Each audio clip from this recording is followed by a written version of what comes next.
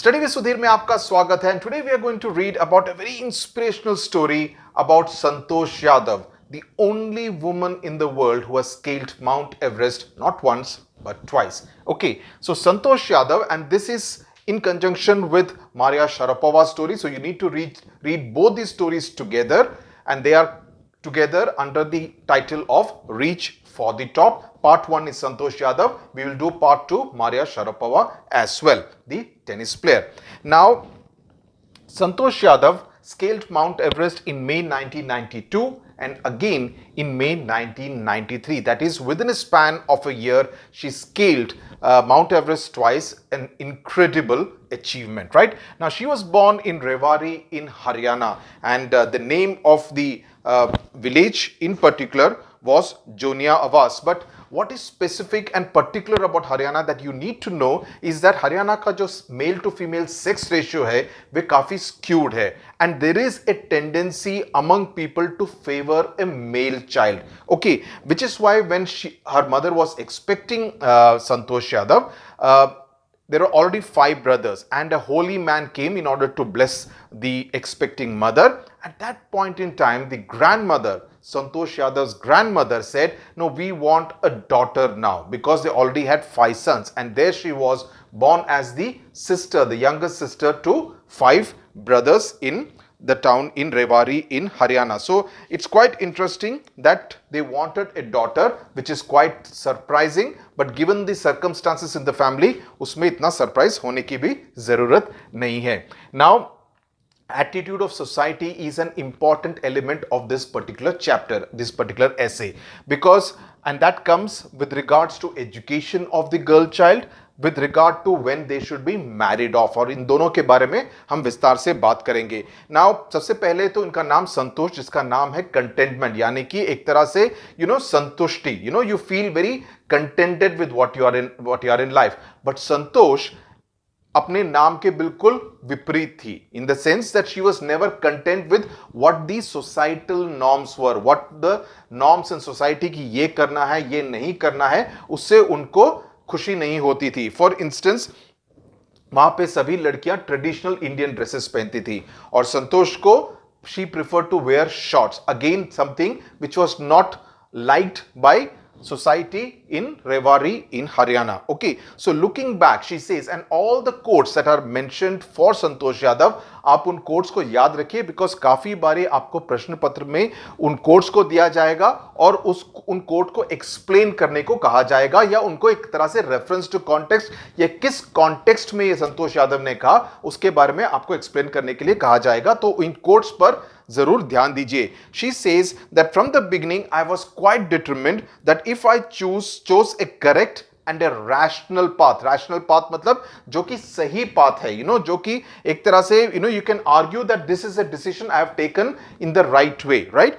That if I chose a correct and a rational path, जिसका कि एक तरह से basis रहे, the others around me had to change, not me. So Santosh Yadav's attitude was very different. Here we have spoken about the attitude of society in Haryana, but Santosh Yadav का मानना था कि अगर मैं जो कर रही हूं, मैं जो सोच रही हूं वो ठीक है, तो बदलना मुझे नहीं, बदलना समाज को पड़ेगा. ओके, सो ये बहुत बड़ी बात कही है, that she took it upon herself that if I think I am doing the right thing, which is not kind of violating anyone else, but only going against the very fixed rules of society, then the society has to change those rules, not me.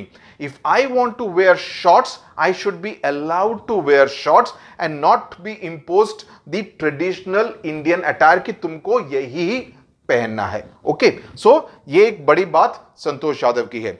दूसरी बात आती है education को लेकर. Now Santosh Yadav's parents were quite rich. They were not from a poor background. They were quite affluent. Affluent मतलब people who are well off. Land owners, यानी कि खेती बाड़ी के लिए काफी जमीन थी उनके पास, और उनके पास इतना धन था कि वे अपने बच्चों को 5 लड़के और 1 लड़की को स्कूलों में, बड़े स्कूलों में, प्राइवेट स्कूलों में दिल्ली में भेज सकें, जो कि काफी पास है. दिल्ली और रेवाड़ी के बीच में ज्यादा डिस्टेंस नहीं है. लेकिन रेवाड़ी और उस गांव का जो एक तरह से ट्रेडिशन ये था कि लड़कियां वहीं के स्कूल में पढ़ती थी, वहां का जो लोकल विलेज स्कूल था वहीं पर वे शिक्षा के लिए जाती थी स्कूल में. So she decided to fight the system in her own quiet way when the right moment arrived. So Santosh Yadav had to follow because she could not rebel because she was very young. So she had to get educated in the local village school and not go to a private school in Delhi which her family could actually afford to. But the right moment came when she turned 16. 16 साल की उम्र पे most of the girls in her village, उसकी जितनी भी सहेलियां थी उनकी शादी हो जाती थी. Even though the legal age for marriage of girls is 18 years in India, लेकिन काफी सारे प्रदेशों में, काफी सारे रूरल एरियाज में अभी भी होता है when girls are not yet 18 of marriageable age, उससे पहले ही उनकी शादी हो जाती है. और यहां पर भी एक तरह से ट्रेडिशन वही था. और संतोष के ऊपर भी दबाव पड़ने लगा उनके माता पिता द्वारा कि अब तुमको शादी कर लेनी चाहिए क्योंकि तुम्हारी उम्र 16 साल की हो गई है. A marriage as early as that was the last thing on Santosh's mind. संतोष ये बिल्कुल नहीं चाहती थी. Last thing on her mind मतलब कि अगर उनके दिमाग में 100 चीजें चल रही हैं, so marriage at that age was the last thing. बिल्कुल उनके प्रायोरिटी लिस्ट में बिल्कुल नहीं थी. The least important thing. She threatened her parents. उसने संतोष ने अपने पेरेंट्स को धमकी दी कि अगर वे कभी नहीं शादी करेंगी जब तक उनको प्रॉपर शिक्षा ना मिले.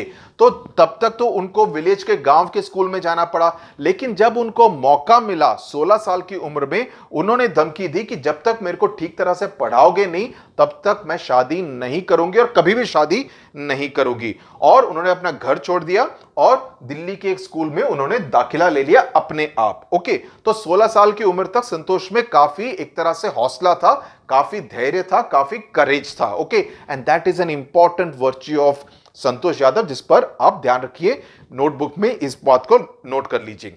When her parents refuse to pay for her education, parents ने क्या कहा, उल्टी धमकी दी कि हम तुम्हारी शिक्षा के लिए जो दिल्ली के प्राइवेट स्कूल में उसके लिए एडमिशन फी और ट्यूशन फी हम नहीं देंगे. ओके, सो ये काफी घरों में चलता है कि बच्चे कुछ बोलते हैं, पेरेंट्स कुछ और बोलते हैं.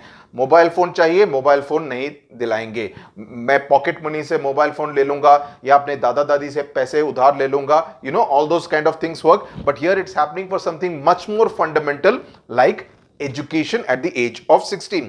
When her parents refused to pay for her education, she politely informed them of her plans to earn money by working part-time. So एक तरह से she had the determination that कुछ भी हो, चाहे कुछ भी हो जाए, मैं पढ़ के रहूंगी दिल्ली के एक बड़े स्कूल में. और उस समय पर ही पेरेंट्स एक तरह से मान गए बिकॉज उन्होंने जान लिया कि ये लड़की काफी हठी है, ये मान के रहेगी कि इसको दिल्ली में ही जाके पढ़ना है. And wishing always to study more, तो पढ़ाई में उसका ऑब्वियसली काफी उसकी रुचि थी. And with her father slowly getting used to, तो उसके फादर को भी एक तरह से समझ में आ गया कि ये लड़की थोड़ी अलग है, इसको पढ़ने में इंटरेस्ट है, तो ठीक है, we will kind of let her do whatever. So she pass the high school examinations and went to Jaipur. तो वहां से फिर वो जयपुर गई और वहां पर उन्होंने महारानी कॉलेज में दाखिला लिया और वहां पर कस्तूरबा हॉस्टल में उसको एक रूम मिला. And that becomes the turning point.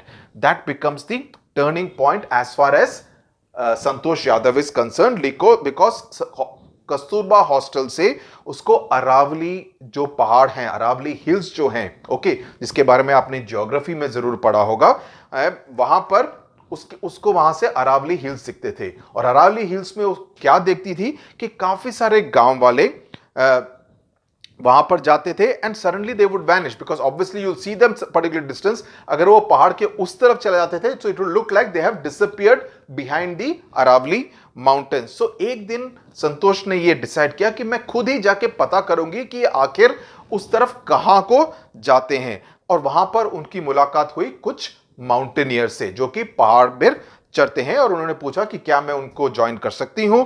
And they agreed. Affirmative means they agreed, answered in the affirmative means उन्होंने कहा हां तुम हमको ज्वाइन कर सकती हो.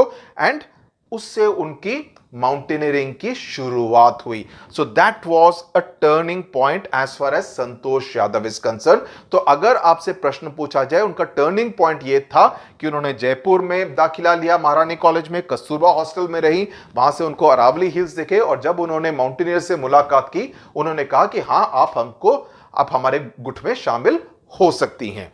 और उसके बाद there was no looking back. No looking back का अर्थ है कि उसके बाद पीछे मुड़कर नहीं देखा, कि अभी पीछे जो भी हुआ हो, रेवाड़ी में, गांव में, स्कूल, विलेज स्कूल में, दिल्ली के स्कूल में, वगैरह वगैरह, जो भी हुआ हो, there is no looking back. अभी आगे को ही देखना है, और आगे उनकी मंजिल क्या है? माउंटेनियरिंग करना. और उन्होंने पैसे बचाए और enrolled in A course in Uttar Kashi Nehru institute of mountaineering. वहां पर उन्होंने दाखिला लिया. उसके बाद, यानी कि महारानी कॉलेज के बाद Uttarkashi Nehru institute of mountaineering. Okay. और जब उन्होंने जयपुर में उनका सेमेस्टर खत्म हुआ, वहां से वह सीधे उत्तरकाशी चले गई. Look at her determination. She decided not to go back home for a break, instead went directly from her college to Uttarkashi's Institute of Mountaineering and wrote a letter of apology to her father saying that मैं घर इस बारी नहीं आ पाऊंगी. Okay, and then she went on an expedition. Expedition मतलब जो भी mountaineering का एक ट्रिप होता है, कि वह डिसाइड करते हैं कि हम इस माउंटेन पे चढ़ाई करेंगे अगले 20 दिनों में, तो that is called as an expedition. Okay. और हर क्लाइंबिंग स्किल्स मैच्योर्ड, कि वो ज्यादा बेहतर क्लाइंब कर पाए, बिकॉज क्लाइंबिंग में बहुत सारी चीजों की जरूरत पड़ती है, like for instance concentration, because एक गलत स्टेप आपको नीचे धकेल सकता है, right? You need to kind of get used to climbing with a lot of stamina and also less oxygen as you move up. It needs a lot of dexterity. You need to kind of get better with team spirit, कि आप अपने दूसरे साथी को हमेशा मदद करें, सहायता करें, ताकि वे भी बदले में आपकी सहायता करें. सो टीम स्पिरिट की जरूरत होती है. Attitude has to be very positive, कि कुछ भी हो मैं कर पाऊंगा या कर पाऊंगी. So a lot of things are very important when it comes to mountaineering. And Santosh Yadav had all these qualities, which is what she was discovering. तो इस पीरियड में संतोष यादव एक तरह से अपने आप को डिस्कवर कर रही थी कि ये सारी खूबियां मेरे अंदर हैं, and because she got the opportunity she could blossom. Otherwise अगर वे उस दिन एक्सप्लोर करने नहीं जाती, इसी वजह से मैंने कहा that it was a turning point. अगर उस दिन वे एक्सप्लोर करने नहीं जाती, तो हो सकता है वो महारानी कॉलेज में पढ़कर किसी नौकरी में आगे चले जाती, साधारण व्यक्ति रहती. लेकिन this allowed her to kind of explore an unknown kind of a territory. Okay. So this is a big lesson for all students like you. Okay. She developed a remarkable resistance to cold, thand. She could manage cold. There are lots of people who don't feel very cold. And the altitude, that is चढ़ाई के ऊपर, equipped with an iron will. Iron will means कुछ भी हो जाए मैं ये हासिल करके रहूंगी. Physical endurance, that is the stamina power, and an amazing mental toughness, because the mind is very important. अगर आपके दिमाग ने बोल दिया कि संतोष तुम ये नहीं कर पाओगी, then your willpower starts going down. So mental toughness is very important for Santosh Yadav and for each one of you. Okay, कि मैं ये कर सकता हूं या कर सकती हूं. Okay, she proved herself repeatedly, and in 1992, just 4 years after she had got introduced to those mountaineers at Aravalli Hills, she climbed the Mount Everest, which is the Badshah of all mountains in the world. Okay, and becoming the youngest woman in the world to achieve the feat. Okay, at just 20 years of age. इस बात को आप note कर लीजिए. If her climbing skills, fitness, physical fitness and mental strength impressed her seniors, her concern for others and desire to work together found a special place in the hearts of other people. मैंने जो बोला कि जो खूबियां जरूरी हैं एक mountaineer के लिए. Okay, now इसमें एक यंगेस्ट वुमन तो हो गया, सेव्ड मोहन सिंह. ना इसमें एक स्पेसिफिक एपिसोड के बारे में मेंशन किया गया जिस पर आपको ध्यान रखना पड़ेगा. 1992 के जब पहली बारी वह माउंट एवरेस्ट चढ़ी थी, उस समय Santosh Yadav provided special care to a climber who was dying at the south col. She was unfortunately unsuccessful in saving him. तो एक फेलो क्लाइंबर को सेव करने की कोशिश की, लेकिन वे सफल नहीं रही. उसके साथ साथ मोहन सिंह एक दूसरे क्लाइंबर थे जिसके साथ उन्होंने अपना ऑक्सीजन शेयर किया. For instance, you should always remember that oxygen cylinders में ले जाते हैं, तो शॉर्ट सप्लाई रहता है, it's not like you have a lot of it, so you have to be very careful in also how you regulate your breathing. अभी उस समय पर किसी दूसरे की जान बचाने के लिए अपने ऑक्सीजन को शेयर करना अपने अपने में एक बड़ी बात हो जाती है, and that is what Santosh Yadav did in 1992। Now उसके 12 महीने बाद 1992 मई टू मई 1993 एक Indo Nepalese mountaineering women's expedition ने उनको निमंत्रण दिया कि आप हमारे साथ आइए, हमारे साथ फिर से एवरेस्ट के ऊपर चढ़िए। तो दूसरी बारी with in a year Santosh Yadav climbed mount Everest again, okay, and that's why she got Padma Shri as the country's top honors। and उसके बाद जो कोट संतोष यादव का है, जब एवरेस्ट पे चढ़ी तो उस समय पर उनके मन में क्या विचार आ रहा था उसके बारे में जो लिखा है वे काफी इंपॉर्टेंट है, और इस कोट को आप याद भी रखिए, because again you can be asked to explain this. It took some time for the enormity of the moment। Now enormity of the moment is, it was a very big moment, it was a very great moment, when you are on top of the world, literally speaking, you're literally on top of the world, and there you are holding the Indian flag, the Indian tricolor. Now just imagine, it's a goosebumps kind of a moment. You think you're on top of the world, there's nobody around, and you're holding India's flag right there on the peak of Mount Everest, right? The feeling is indescribable। उनका कहना है कि मैं शब्दों में उस feeling को बयान नहीं कर सकती। The Indian flag was flying on top of the world. It was truly a spiritual moment। It's almost like, you feel कि, दुनिया में जो कुछ भी हो, like this is something very special। I have managed to carry my country's flag to the top peak of the world and put it there। So you feel almost one with God, you feel one with nature, so you feel very spiritual kind of a moment। I felt very proud as an Indian and as a fervent environmentalist। This is again environment, because Everest में इतने सारे expeditions जाते हैं, काफी कूड़ा करकट भी छोड़ के आते हैं। So she is also an environmentalist and she brought down 500 kg of garbage down from the Everest। तो एवरेस्ट को एक तरह से की साफ सफाई करने में भी संतोष यादव का योगदान रहा। सो ये तो हो गई काफी इंस्पिरेशनल स्टोरी। जहां तक संतोष यादव का सवाल है, मुझे उम्मीद है कि आपको पूरी तरह से समझ में आ गया होगा। इसमें प्रश्न जो आते हैं, मैंने जैसे आपको बताया, कैरेक्टर स्केच के बारे में आ सकता है, उनके किसी कोट को विस्तार में समझाने के लिए आपको कहा जा सकता है। अगर कैरेक्टर स्केच की बात करें तो कुछ पॉइंट्स को आप जरूर याद रखिए। What are her character points? Strong determination, very hardworking, iron will and strong physical endurance, stamina, mental power, mental toughness and strength, and also empathy for others। और इसमें आप इस पॉइंट को बताएंगे कि उन्होंने एक फेलो क्लाइंबर की सहायता की ताकि वे वहां पे उनकी मृत्यु ना हो जाए because of lack of oxygen. Also accepted all kinds of challenges, very adventurous, team spirit, she was a team person, and loved and cared for the environment। So इन सभी बातों का उल्लेख कीजिए अपने आंसर्स में, mention all these points and then you will be absolutely comfortable। Also if you get a specific question relating to education or marriage, उसके बारे में भी आप बता सकते हैं कि even though the trend was that the norm was that girls would get married at the age of 16 below the legal marriageable age of 18, she kind of rebelled saying that मैं नहीं करूंगी till I get educated। So her focus was on education and thereafter discovering herself, right, as opposed to just getting married and remaining very, very ordinary। So those are the points that you need to know about, and I do hope this particular chapter, a very inspiring story, is very clear to you। Do write in the comment section if you have any doubts, more than happy to address them।